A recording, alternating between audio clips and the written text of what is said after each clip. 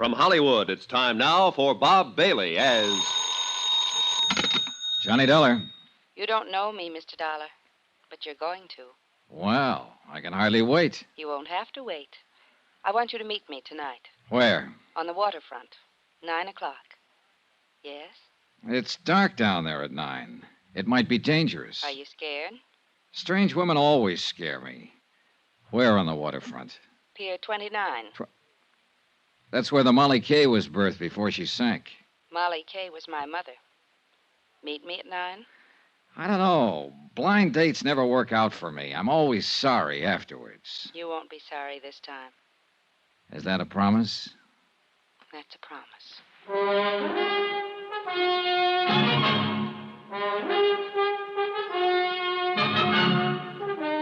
Tonight and every weekday night, Bob Bailey in the transcribed adventures of the man with the action-packed expense account. America's fabulous freelance insurance investigator. Yours truly, Johnny Dollar.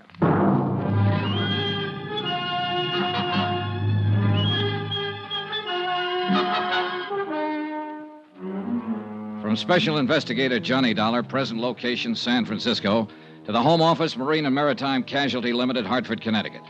Assignment, the Molly Kay matter. Expense account continued. Item 3, $4.65. Food. I needed it. It had been a rough day, rough from the standpoint of legwork. I'd covered most of the usual sources and usual angles, and for all I learned, I might as well have stayed in bed. The freighter Molly Kay had sailed out of San Francisco Harbor and gone down in the Pacific, and nobody wanted to talk about it. They were all too busy shaking in their boots and looking over their shoulders, scared to death. I was even beginning to look over my shoulder. Item 4, 70 cents, taxi to the Embarcadero. Sure, I kept that blind date. I wouldn't have missed it for the world. Here, keep the change.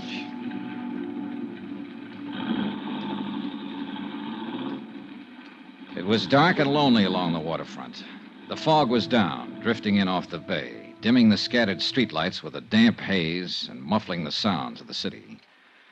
Alcatraz, lost and hidden somewhere behind the murky, wet blanket, kept sounding its mournful warning across the water.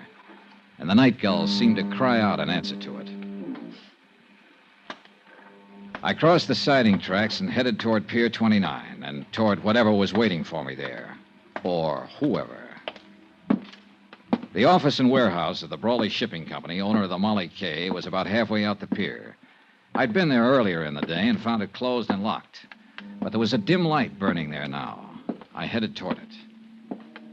Just about then, as I passed under the last wharf light and turned toward the office door, I started to get that old feeling.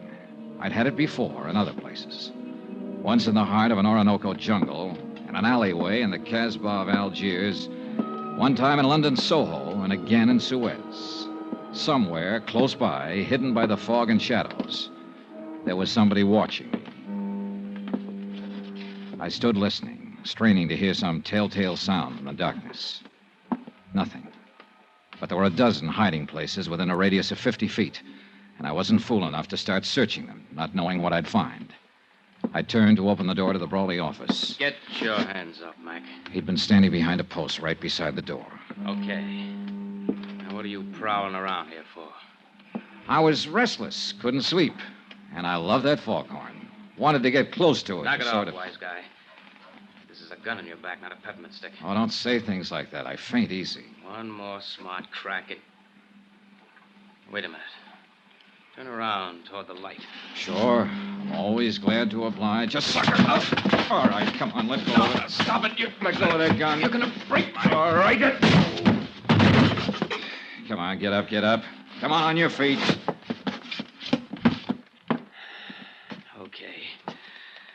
Okay, Dollar.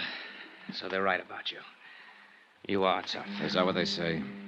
I've heard it around. Then how come you jumped me? I didn't know it was you, not till you turned toward the light.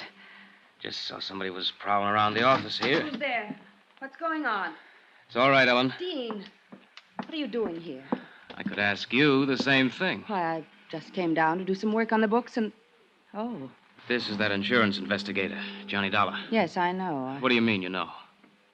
I asked Mr. Dollar to meet me here tonight. Why? What are you up to? Nothing. I wanted to talk to him, that's all. Down here alone, huh? At this time of night? Dean, suppose we talk about it tomorrow. Okay. That's the way you feel. Not a matter of how... We'll discuss it tomorrow. All right. Oh, the gun, Dollar. Do I get it back? Oh, sure. Here you are. Don't let anybody take it away from you now. Don't worry. They won't. I'll see you tomorrow, Dean. Yeah. Yeah, sure. Come in, Mr. Dollar. I followed her into a suite of offices that were a lot plusher on the inside than they were on the outs. Mahogany paneling, leather chairs, rugs, sofa, an open fire burning. Small, but cozy, like the girl herself. So we talked. The weather, the fog, the weather yesterday, how we like San Francisco, sparring-type talk. Then finally came the tip-off that we were going to get down to business. Would you like a drink, Mr. Dollar? I poured scotch for both of us, and the clink of ice served as opening bell for the first round. Mr. Dollar sounds so oddly formal. Do you mind if I call you Johnny? Johnny it is. And you? Ellen Brawley. I guess I am a little slow in introducing myself. But it upset me. Dean being out there, I mean. And acting the way he did. You're Captain Brawley's daughter. Yes. As I told you on the phone, Molly Kay was my mother's name. Father thought the world of her. It broke his heart when she died. Later, he named his ship after her. And now the ship is gone, too. Yes. Ellen, what about this man you call Dean? How does he figure in this? Dean Sutton, he's an exporter. I've known him for some time. He's not usually the way he was tonight. Jealousy always makes a difference. Jealousy. Sure, it's stuck out all over him. He just does business with my father. It was his cargo that sank with the Molly Kay. Grain, bound for Japan. Oh, I see. I've gone out with him quite a lot, but he takes far too much for granted. I'm a free agent, Johnny. I call my own shots. Yeah, I guess you do. So tonight you call me. I heard about the hearing. How you questioned my father. Accused him of sinking his own ship to collect the insurance. I didn't accuse It him. amounted to that, didn't it? I said I was sure somebody had done it. He put the shoe on his own foot before I even had it out of the box. What makes you so sure? Oh, a lot of little things that don't add up. What little things don't add up, Johnny? Oh, this and that. Did you know your father put a heavy mortgage on the Molly Kay 7 months ago? How did you find out? Bureau of Records, Maritime Division. Know when the mortgage comes due? Next month. He had to install new boilers. That's why he did it. And he'd have been able to pay it off after this last voyage. He'd also be able to pay it off after he collected the insurance and have a lot left over. You're wrong. You don't know my father. No, I don't. Do you know who holds that mortgage? A woman named Lu Tang. That's right. Better known as Shanghai Lou. She owns a nightclub up in Chinatown. Quite a girl. You know her? Very well. All right, Ellen, let's quit circling around and get to the point. What's on your mind? I don't know. Nothing, really, I guess. I just wanted to tell you that you're wrong. About my father, I mean. If the Molly Kay was sunk deliberately, he had no part in it. I'll make a note of that, even though your opinion may be a little bit prejudiced. Well, Are you leaving? might be a good idea, don't you think? Wait. Johnny, Yeah? I was sort of hoping we'd be friends, maybe. Oh, I feel very friendly toward you. Do you, Johnny? As much as this. That much, Johnny?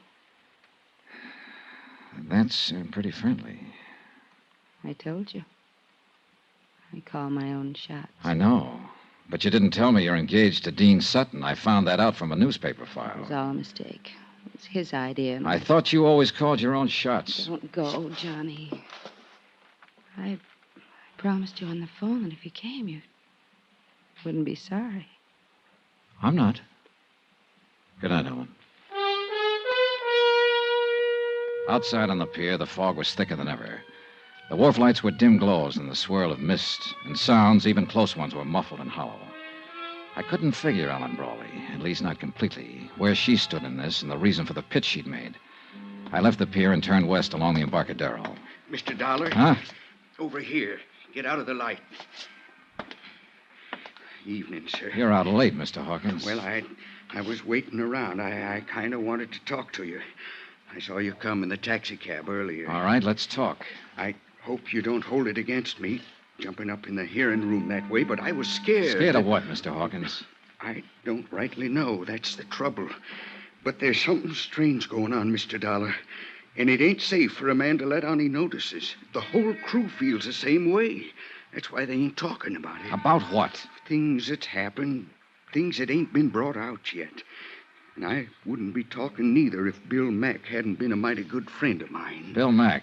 He was one of the 2 men who went down with the ship. That he did. May he rest in peace. But you're wrong, Mr. Dollar. There wasn't 2 men. Bill was the only one. What? That Chinese steward, Benny Wong, he didn't drown. He was in that lifeboat that got to shore. Then the men in the boat knew it. Why didn't they say so? Well, they was scared to. He disappeared later, and they was all scared to say anything. I don't know what's happened to him since... Here, back of this wall. Keep your head down. I crouched behind the concrete tide wall, my gun drawn, and peered into the darkness, trying to catch some sign of movement behind the blanket of fog, listening for some faint sound that might be the giveaway. Nothing. And to go hunting in those shadows against somebody who knew the waterfront would be about as healthy as stepping out in front of a truck. I gotta get out of here, Mr. Dollar. I gotta get away from here. Hawkins, wait. I ain't doing any more talking. And it won't do you no good to ask. They know every move a man makes. I got nothing more to say. All I want is to stay alive. So that was that. Fear again. He was scared to death. And I couldn't very well blame him. That shot had come close. But there was one thing Hawkins hadn't thought of.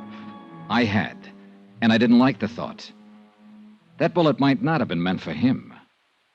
It could have been aimed at me.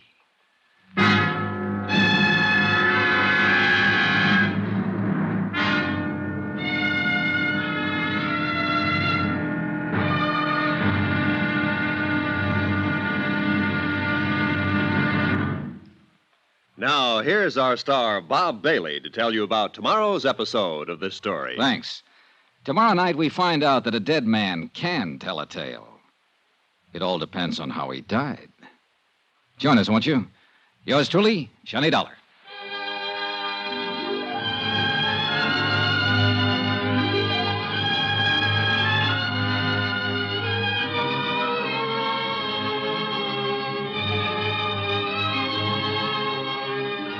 Yours truly, Johnny Dollar, is transcribed in Hollywood. Written by Les Crutchfield, the entire production is under the direction of Jack Johnstone. Be sure to join us tomorrow night, same time and station, for the next exciting episode of Yours truly, Johnny Dollar. Roy Rowan speaking.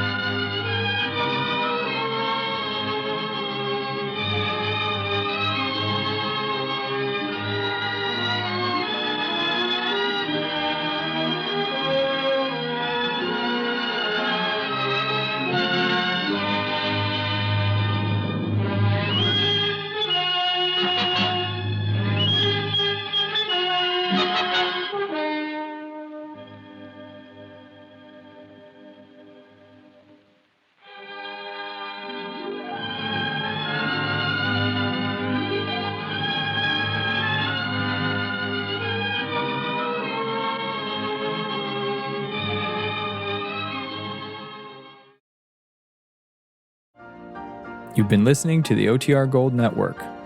Find more classic radio at otrgold.com.